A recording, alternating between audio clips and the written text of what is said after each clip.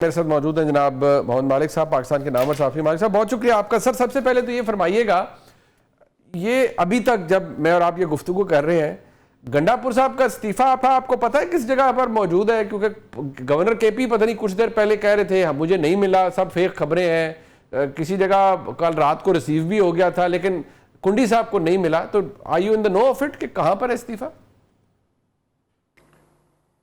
नहीं, मेरा ख्याल है वहीं पे है वो। अब ना उसको एक्सेप्ट करना चाहे तो और बात है। देखिए बड़ी इंटरेस्टिंग सिचुएशन है मुनीब जी। कल उन्होंने कहा कि इस्तीफा भेज दिया हमने, वो कहते हैं अभी मिला नहीं है। आज इलेक्शन कमीशन ने जी एक ऑर्डर निकाल दिया है उस फैसले पे जो कोर्ट ने अगस्त में किया हुआ था, सुप्रीम कोर्ट ने, जी, और उसमें सारे डिक्लेयर कर दिए इंडिपेंडेंट्स। यानी कि अगर आपकी जोड़ तोड़ होगा तो कोई भी वो तलवार के नीचे नहीं आएगा फ्लोर क्रॉसिंग की। बिल्कुल। मेरा ख्याल है कि अब गवर्नमेंट टाइम ले रही है कि एक अटेम्प्ट मारी जाए कि ये टाइम है कि हम गवर्नमेंट छीन लें उनसे, जब सारे इंडिपेंडेंट हैं। आपको याद है ना, गंडापुर साहब के हवाले से खबर थी, मैंने भी शेयर की थी कि गंडापुर साहब ने इमरान खान साहब को कहा था कि जी 22 लोग ऐसे हैं जिन्होंने पहले ही हमारे इस्तीफे लिख के दिए हुए हैं जी, तो अगर आप मुझे होता है डिस्टर्ब होता है तो 22 हट जाएंगे, बड़ा प्रॉब्लम होगा। अब उनकी आप मैथ्स कर लें सिंपल, 93 बिल्कुल 52 बिल्कुल, अब 22 अगर हो जाएं, और अब तो खैर माशाल्लाह अच्छा उनके अंदर 35 आज़ाद, पहले भी आज़ाद सॉर्ट ऑफ आज़ाद थे पीटीआई के अंदर, अगरचे वो ठीक है सारे पीटीआई के हैं, लेकिन जो अब हालात बन रहे हैं और मेरा ख्याल है पूरी अटेम्प्ट होगी कि गवर्नमेंट चेंज की जाए। और सुहेल अफरीदी साहब पे प्रेस कॉन्फ्रेंस भी कर दिया तारड़ साहब ने कि जी ये तो बड़ा ही वो हैं जो जिनके तालिबान के साथ ताल्लुकात हैं, क्रिमिनल माइंडेड तक कह दिया उन्हें, चीज़ें नेट पे भी चलना शुरू हो गई, क्रिमिनल माइंडेड कर दिया।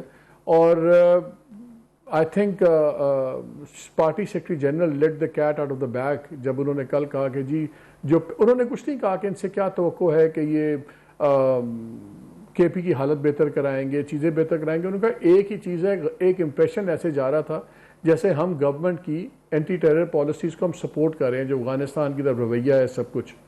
और आज फिर एक शहादत हुई है यंग मेजर की, सप्तान की, कल शहादतें हुई हैं। आज थोड़ी देर पहले प्राइम मिनिस्टर ने बड़ी हार्ड हिटिंग कैबिनेट में स्पीच की है अपने रुफका से और कहा है कि जी अब वक्त आ गया कि बिल्कुल हार्ड फाइनल डिसीजंस लेने पड़ेंगे। तो इन तमाम चीज़ों में सुहेल अफरीदी फिट नहीं होते। अगर उनका एक ही उनसे एक्सपेक्ट किया जा रहा है कि वो गवर्नमेंट की पॉलिसी को फॉलो नहीं करेंगे और क्लियर मैसेज देंगे कि जो वहाँ पे जिस तरह डील किया जा रहा है टेररिज्म को, अब तो इस वक्त टेररिज्म सिनोनिमस हो गया अफगानिस्तान के साथ।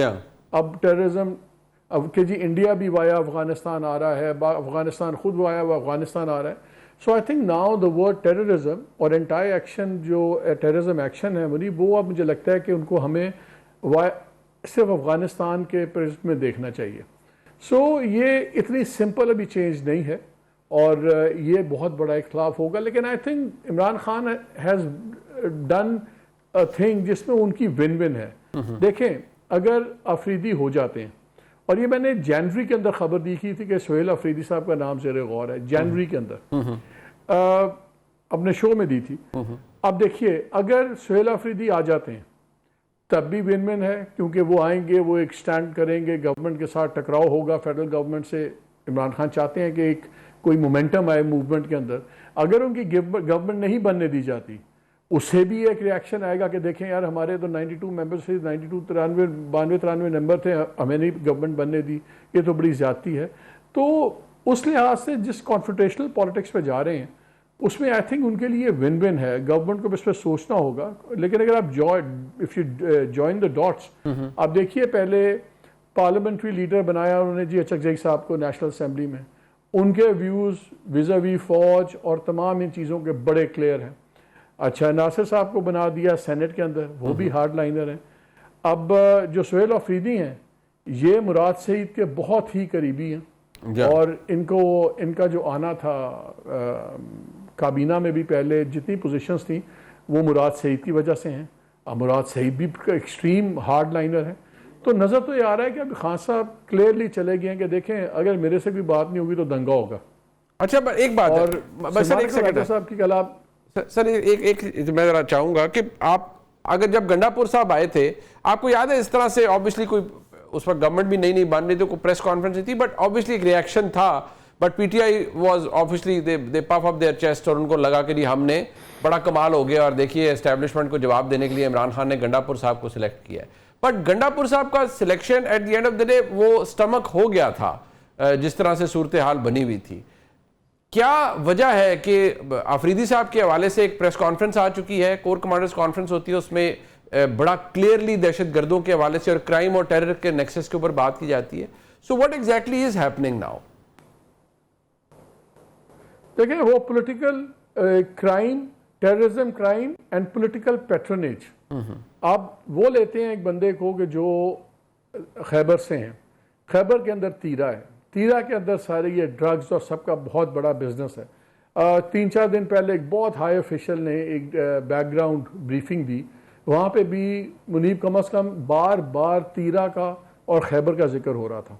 तो ये कोइंसिडेंस नहीं है कि वहीं से, और फौज में बड़ा कंसिडर्ड व्यू है कि उनसे यहाँ वहाँ पे ये भी सवाल हुआ कि जी जब आप बात करते हैं पॉलिटिकल पैट्रनेज की, तो क्या इसमें एक पॉलिटिकल पार्टी पे आप इल्ज़ाम लगा रहे हैं कि डिफरेंट पार्टीज? तो जवाब ये आया कि जी लोकल लेवल के जितने पॉलिटिशियंस हैं, पार्टी लाइंस छोड़ दें आप, सारे पैट्रनेज के अंदर शामिल हैं। ये एक बड़ा स्वीपिंग और बड़ा स्ट्रॉन्ग व्यू पॉइंट है। अब खैबर के अंदर जहाँ इतना बड़ा इशू है, वहीं से आप फर्स्ट टाइम वो मेंबर इलेक्ट होते हैं, आप उनको ले आते हैं, उनका अपना माजी बड़ा हार्ड लाइन है, उनके आपने बहुत देखे होंगे क्लिप्स वगैरह, पुलिस से लड़ रहे हैं, इससे लड़ रहे हैं, मार भी खा रहे हैं, सब कुछ हो रहा है, मुराद सईद एंगल भी है। तो मैसेज तो बड़ा क्लियर है खान साहब की तरफ से कि now it is clash, because शेर अफजल मरवत साहब कल एक शो में बैठे हुए थे, तो उन्होंने कहा कि जी मुझे तो तभी अंदाज़ा हो गया था जब गंडापुर साहब ने खान साहब को जाके जब शिकायत लगाई अलीमा बीबी की, और ये कहा कि जी सारे ख़ानदान वाले इंटरफेयर कर रहे हैं, तो कम अज़ कम साल 1.5 साल आपका बाहर आना मुश्किल है। तो शेर अफजल ने कहा कि तभी फैसला हो गया कि गंडापुर के जाने का फैसला हो गया। लेकिन कल सलमान अकरम राजा साहब ने एक और इंटरेस्टिंग बात की, जब सारी बातें उन्होंने कर ली कि हम चाहते हैं कि ये मैसेज दें, ये क्लैरिटी के साथ मैसेज आना चाहिए, हम नहीं सपोर्ट करते, हम इस स्ट्रैटेजी के साथ नहीं हैं, और करके हम उनसे ही बात करना चाहेंगे जो ताकतवर हैं और जो इस सारी चीज़ के ऊपर बैठे हुए हैं। अब उन्होंने एज ए पोलिटिकल ऑब्जर्वर मुझे लगता है कि देखें, अभी भी आप हमारे से बात करें, आप हमारे से बात करें, वरना अब हम बहुत गन फैलाएंगे। अब हम एंटी टेररिज्म मूव के ऊपर भी मुश्किलात खड़ी करेंगे कि जो आपको पहले सपोर्ट मिल रही थी प्रोविंशियल गवर्नमेंट से, वो नहीं मिलेगी। मेरा ख्याल है कि इसी को देखते हुए जो आज प्राइम मिनिस्टर का भी इतना सख्त बयानिया आया है, कल कोर कमांडर्स कॉन्फ्रेंस का बड़ा सख्त बयानिया आया है, सो आई थिंक मुझे तो अब लग रहा है कि ये और ज़्यादा कॉन्फ्लिक्ट और मुश्किलात बढ़ जाएंगी इमरान खान साहब के लिए। और आई डोंट थिंक कि ये अभी उनका जाना तो ठहर गया है गंडापुर साहब का, क्या सुहेल आफरीदी बन पाएंगे? आई थिंक इस पर एक छोटा सा क्वेश्चन मार्क है अभी है।